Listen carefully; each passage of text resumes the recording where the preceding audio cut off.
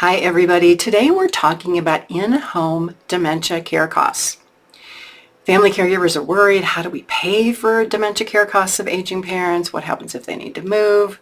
How do we do this? Well, when thinking about memory loss, it's important to think of making plans for today, intermediate plans, plans for tomorrow, and then a long-term plan.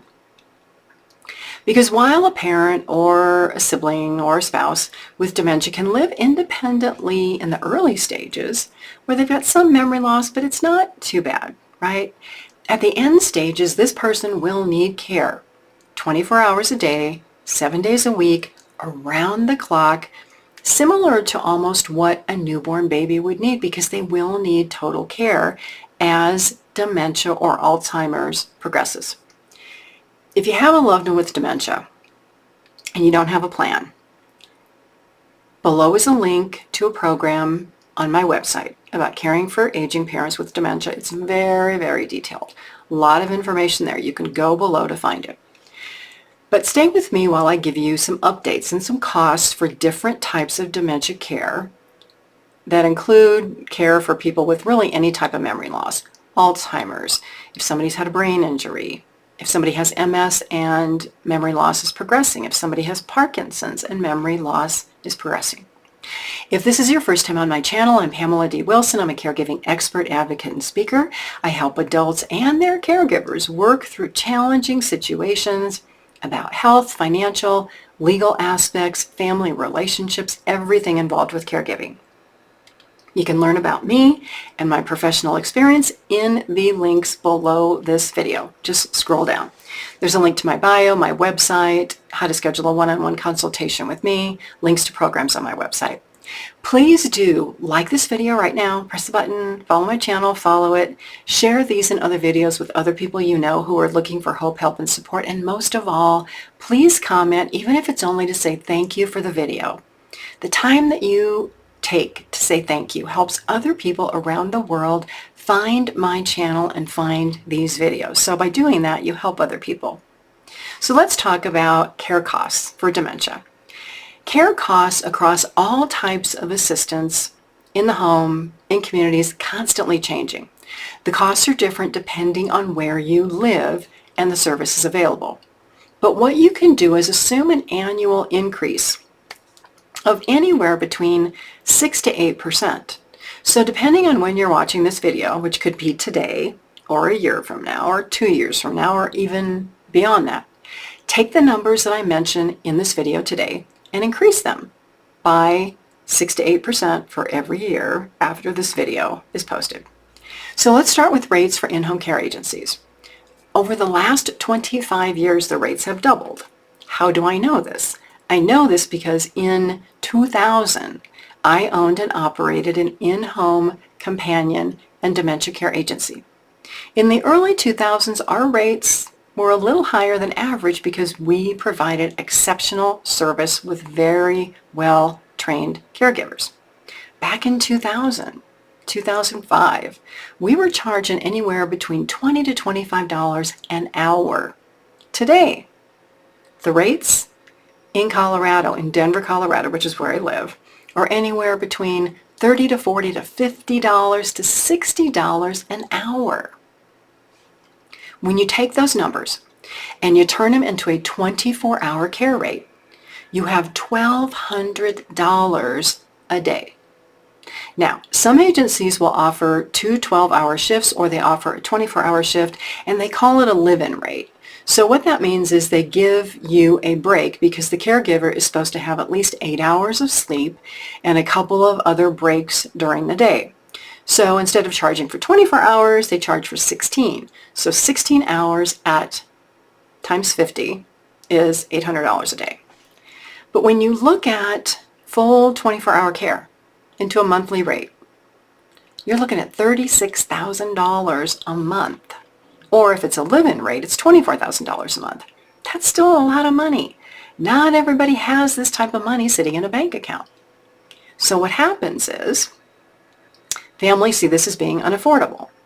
Spouses and partners and adult children then agree to become this 24-hour caregiver. Adult children give up their jobs to become a full-time caregiver. Or sometimes they give up their job to be paid by Medicaid at a rate of maybe $8, $9, $10, $11, $12, $13 an hour. Well, that barely pays the bills. Excuse me. So basically, that caregiver is trading their future earnings, their future retirement, their future ability to pay for their own care for the years that they could be taking care of a parent who has Alzheimer's or dementia. And those years, you may think it's going to be a short period of time, couple of years. It easily goes to 5, 10, 15, 20, 25 years, and then caregivers years later are like, oh my gosh, I can't get a job. I have no job skills. I've got nothing. And they find themselves in a very bad situation. Now, for spouses, if spouses are retired, being a full-time caregiver probably seems natural, right? Because, I don't want to say what else do you have to do, but you have the time. But you still do need a break. Otherwise, you're going to mentally break down, physically break down. So let's say that even you want 2 full days off a week, or 16 hours. So 16 hours times 4 weeks at a full-time rate of $50 an hour, that's about $3,200 a month, so that the caregiver has time to take care of themselves. Go to doctor appointments, go to the gym, do grocery shopping, do things that normal people would do who are not full-time caregivers. Because truly, when you are that caregiver, you have to be able to care for yourself. And that is a factor that very few people consider. Caregivers, especially of people with dementia, statistics, research, they're often sicker and in poorer health than the person with dementia. Sometimes they actually die first. That's not a pretty picture. Planning for aging means planning for the care of not only the first person who becomes sick, but also for the caregiver. So if it's a married couple, you're planning for 2 people. If you're partners, you're planning for 2 people. If, you have a parent, the other parent died, you're a daughter caregiver, again, you're still thinking about 2 people. So essentially, each person needs a pool of money and retirement savings and a retirement plan. You can't make one person sacrifice for the benefit of the other. That's not realistic. It's not fair. I know life is not fair, right? But saving this type of money for old age can be challenging, and it's usually only possible if you start early and you start an investment plan, even if it's $25 a week or $25 a month. Or if you are fortunate enough to buy long-term care insurance policy to go along with your retirement savings. Now, while thinking of something like this in your 20s, if you're young and you're watching this, listen to this.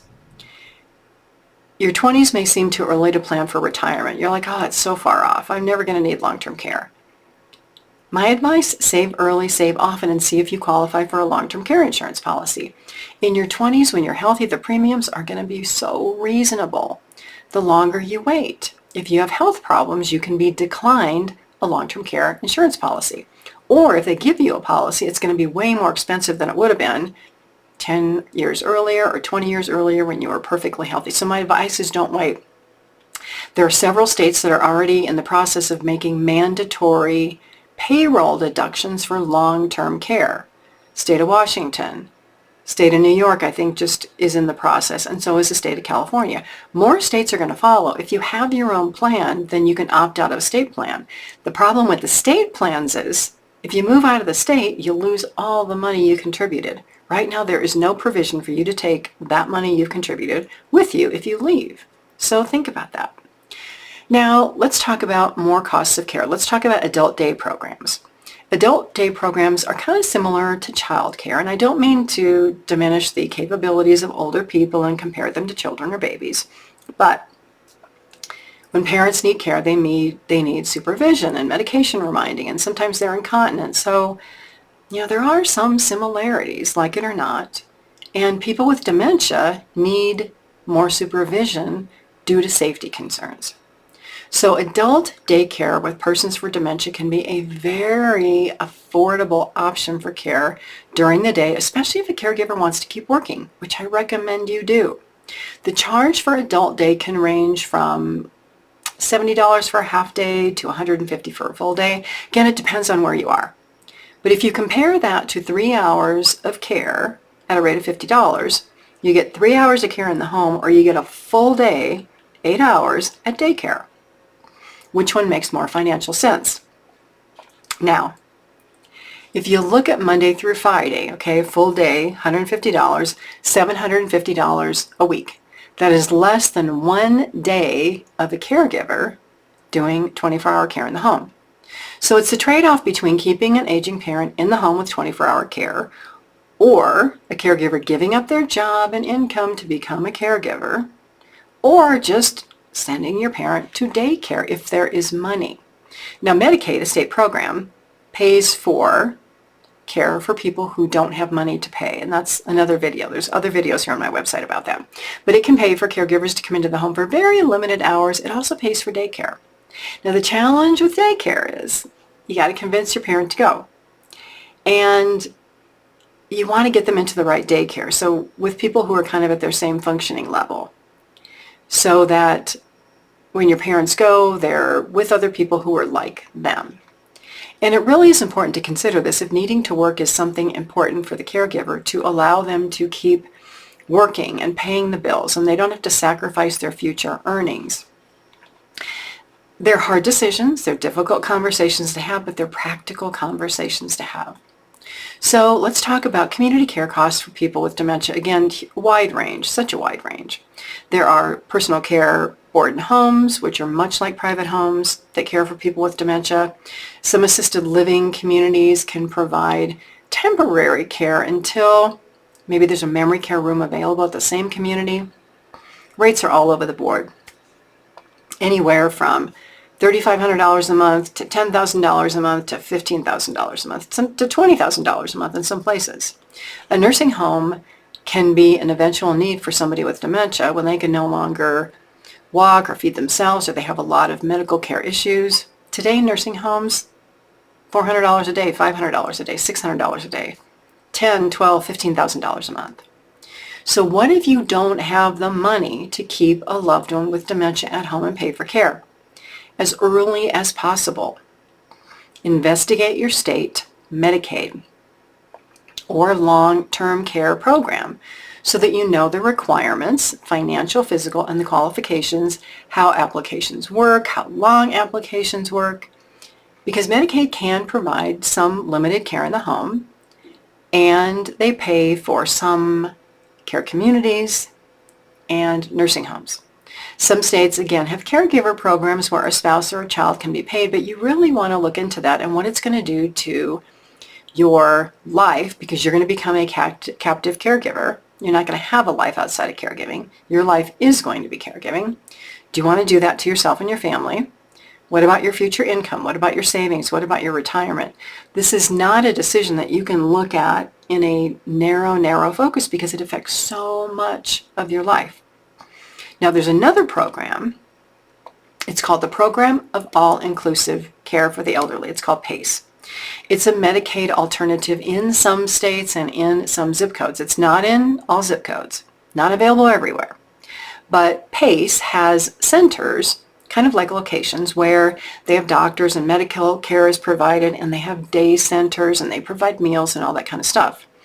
So again, if you are a caregiver or a spouse with a person with dementia, there's no money, they're on Medicaid, and you need to continue to work, a PACE program might be the best option for your loved one because they do provide a lot of extra services, and their goal is to keep people in the home, not in care communities or nursing homes. So as you can see, when you're trying to figure this out, in-home care, daycare, communities, Medicaid, PACE, so many options. You want to be sure to be thorough, take your time, investigate everything so that you can become as informed and educated as possible before you make a decision. If you don't plan and you wait till the last minute, you may not have as many options. And you may be pressured to make a decision that you're going to be uncomfortable making. It's going to be stressful. If you need help figuring all of this out, you can schedule a one-on-one consultation with me. The link is below. Please do again. Like this video, follow my channel, share these videos, comment even if it's only to say thank you. Your one little thank you goes a long way in helping other people find their way here. My website is PamelaDWilson.com. There's a lot of hope, help, and support there. I thank you for watching this video and for staying with me here. I will see you all again soon in another video.